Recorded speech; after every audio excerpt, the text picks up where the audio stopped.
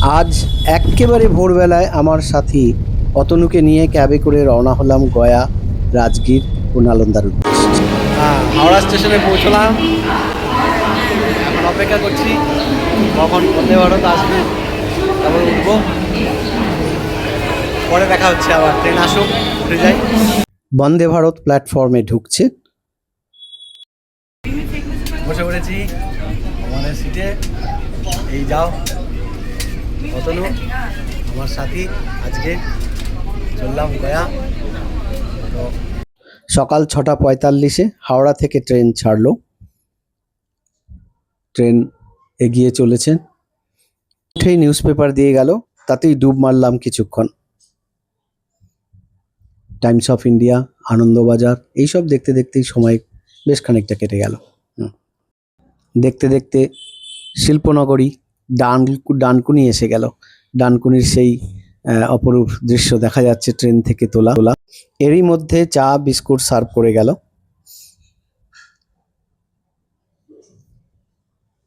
কিছুক্ষণ পরে breakfast serve করলো। এতে গরমাগরম veg cutlet, bread, butter, jam, tiffin cake ইত্যাদি ছিল। ট্রেন ছুটে চলেছে নিজের ছন্দে। জানালা দিয়ে সবুজ গাছের চলমান দৃশ্য দেখতে দেখতে এগিয়ে চললাম। এরই মধ্যে ধানবাদ কষ করার পর লাঞ্চ এসে গেল। বেশ ভালো, একেবারে গরম নিরামিষ খাবার। সেই নিরামিষ খাবার আপনারা দেখুন, এই ছিল আইটেমের অংশ। তো আইটেমগুলো দেখানো আছে, এরপরে আমি খুলে খুলে দেখানোর চেষ্টা করছি। সেখানে মিষ্টি ছিল, দই ছিল, ডাল ছিল, একটা ভাজা ছিল, পনির ছিল, ভাত ছিল, রুটি ছিল, এর সাথে অন্যান্য সস টস ইত্যাদি এইগুলো সব ছিল। এটা ছিল ডাল, আর এটা ছিল ডাল, এটা ভাত, এটা ওই পেছনের দিকে আছে আপনার পনির, এটা রুটি। দেখতে দেখতে পৌঁছে গেলাম পারশনাথ স্টেশন। পারশনাথ স্টেশনের চারিদিকটা অপূর্ব সুন্দর।